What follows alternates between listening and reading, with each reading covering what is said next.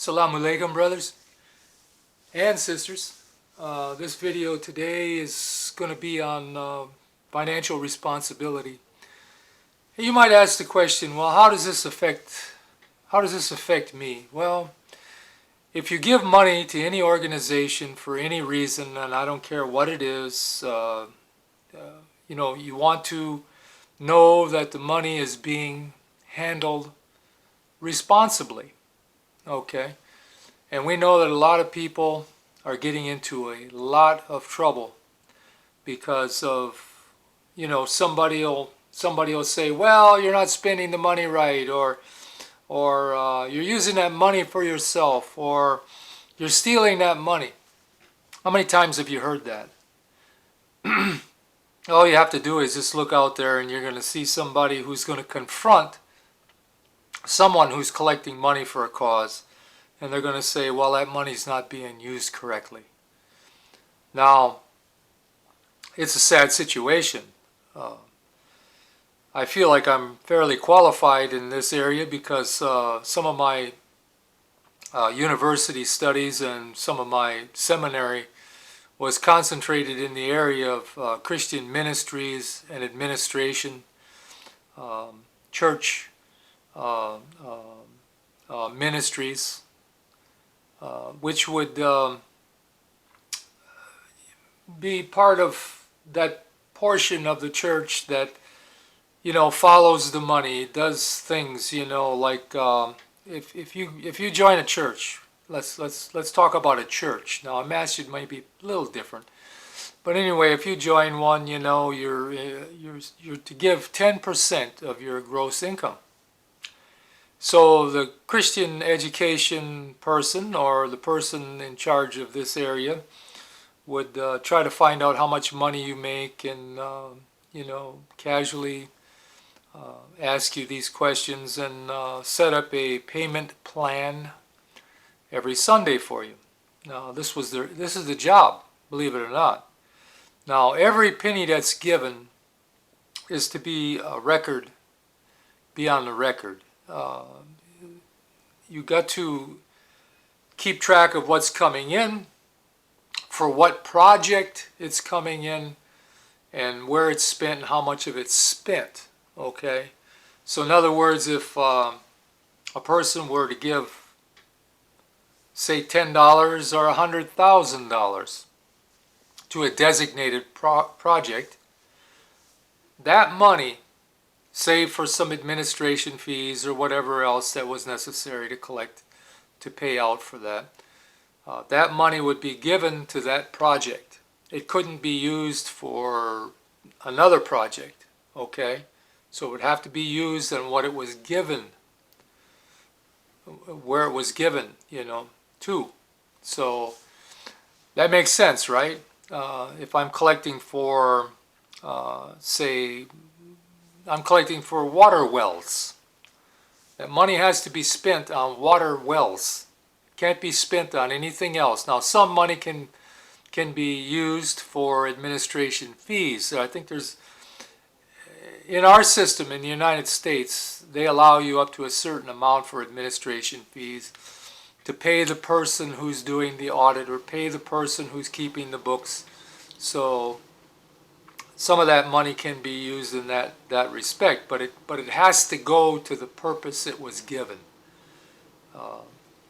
There's a big problem today when people don't keep books, and somebody says, hey, you know what? You stole that money. When they say that, how do you explain it? I mean, if you don't keep books, what do you say? There's no way. Now you're going on personal credibility, and you're going on your friends, understanding where you put your money and so forth, where it's been used, but that's weak. Let me tell you, you have to have it on the ledger.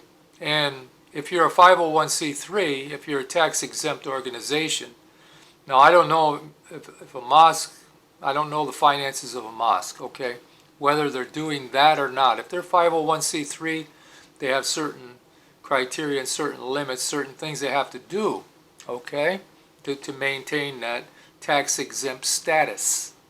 because that's what that is, as a religious organization. So people get into trouble. I seem to remember some little fella off in Texas somewhere, and I was trying to follow what was going on, and it was just completely messed up. It was like a circus. I mean, it was really hard to follow. Somebody had accused this imam of stealing money or using money inappropriately, not for the reasons it was collected, and it was a big, big problem for him. That problem could be ended just like that. No more problem. All you have to do is produce the books, produce the ledger, produce where it was collected, who gave it, the date they gave it, where that money is right now, whether it was spent or used or wasn't used. You have to have a record of that. That shuts people up right there just like that, because now you made a false claim. If they have this evidence, they have the check number, they have the date it was given, they have everything, they have maybe a copy of the check even.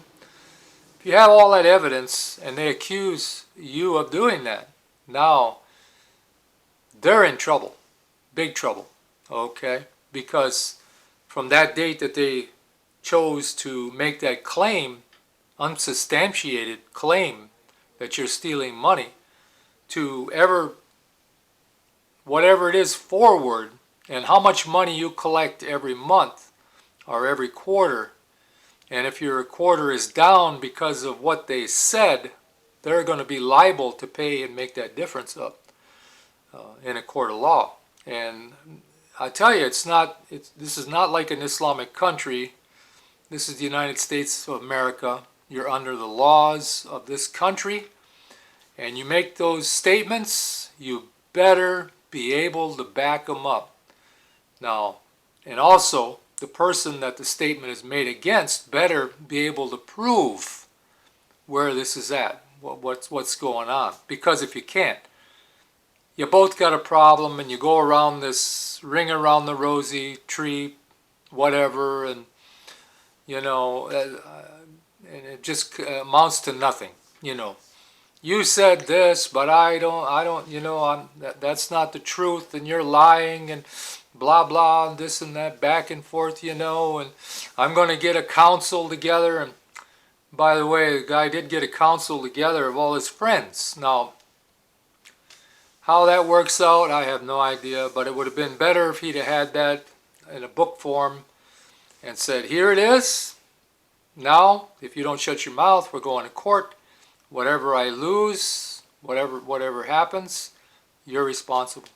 That stops it like that. I mean, nobody in their right mind is going to keep going after all that, because you see what's going to happen. It's like we don't have Sharia law here in this country. People loosely try to follow some things, like for marriage and stuff like that. They have these oral verbal contracts with, you know, for marriage, you know, I want this and that, and you know, you want this and that, and this is how it works, and doesn't mean a thing in a court of law in this country. Not at all. I mean, when the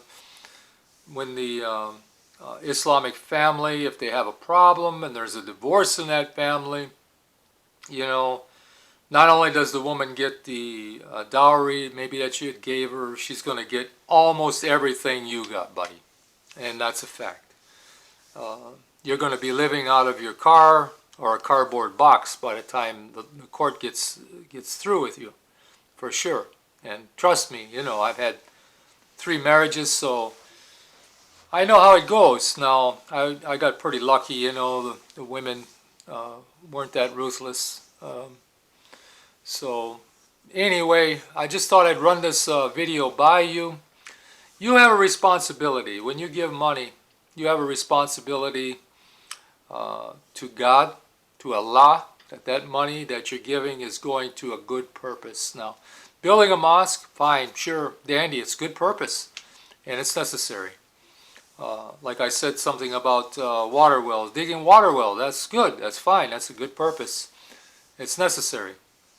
any other project that you can imagine, giving money to the poor, a food, program for the poor, whatever it is, clothes for the poor, all that is good purposes, and you're giving your money to a good purpose. But the person that's receiving that money needs to be responsible, number one, for that money. If they're a 501c3, they need to meet the guidelines, and they're going to have to show this at the end of the year on what they're doing with that money. You just can't collect money, stick it in your pocket, and go on a vacation with it. I mean, that's just the way it is. Or I can't collect money and I'm going to use it to pay somebody's rent, or I'm going to do something, that's not the way that works. Even though maybe paying somebody's rent's a good idea, it's a good cause, that's not what the money was given for, okay? It was given for doors and windows in a mosque. That's where it's got to be used, for doors or windows. Now there is a thing, and it's called an undesignated gift, okay? It means that when I give you a check, I can say on that check, maybe use at the pastor's discretion, or sheikh's discretion, or the imam's discretion, whatever he wants to use it for.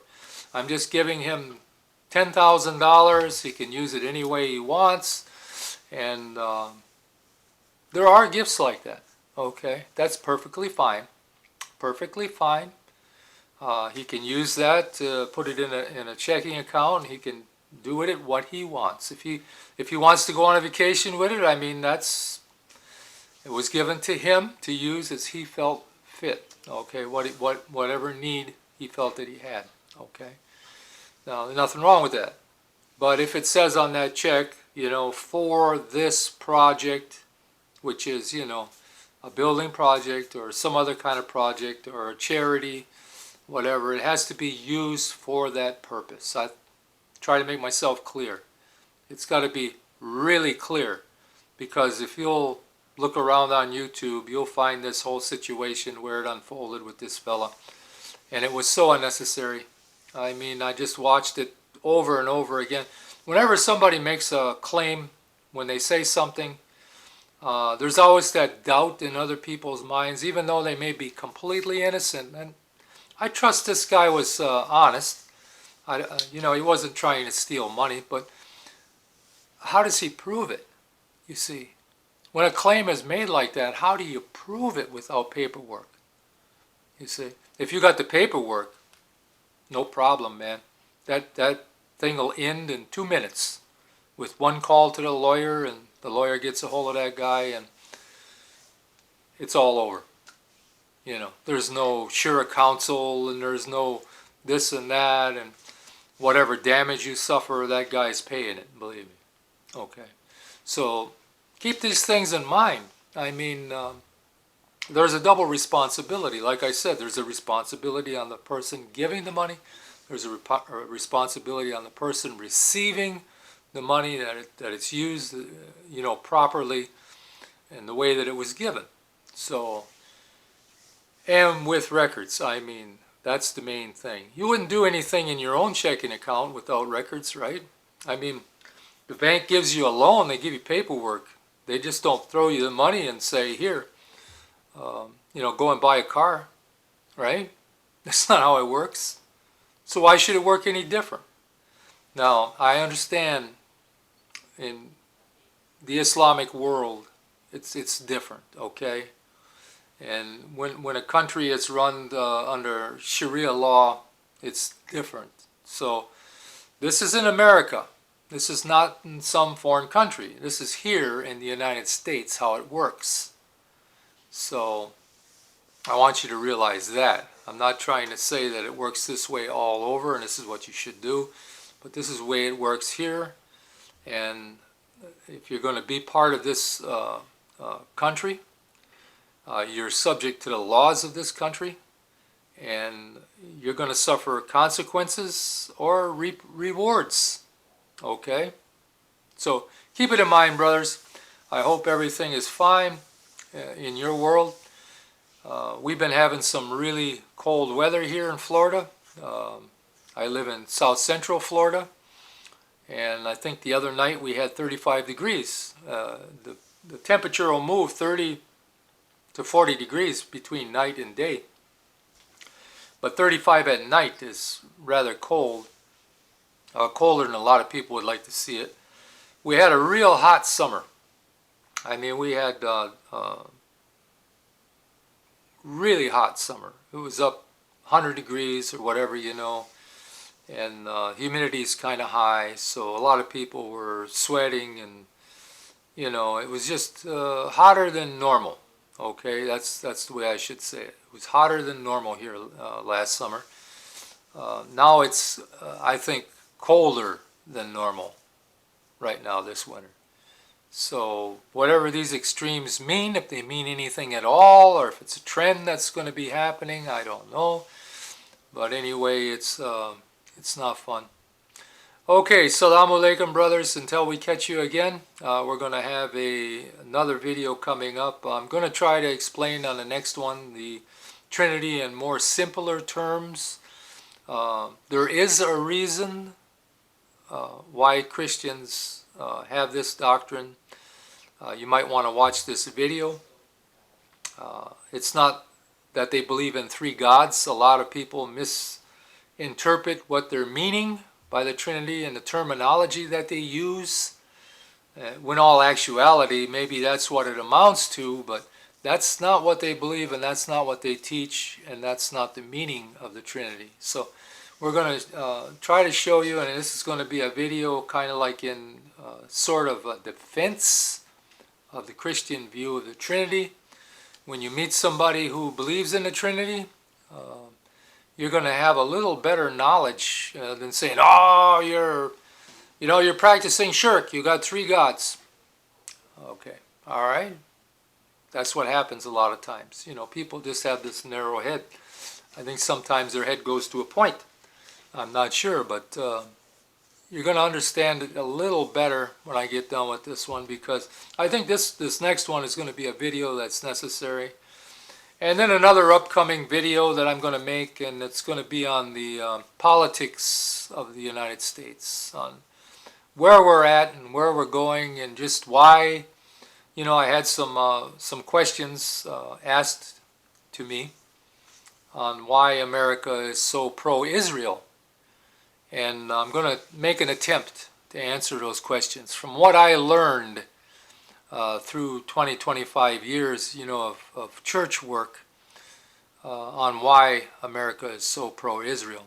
And I think you'll find both these videos interesting. I think you're going to find that you can dial around on YouTube and you're not going to see much of this anywhere else. So, Assalamu alaikum, brothers. May Allah keep you and bless you, and may you stay safe and your family prosper. Assalamu alaikum.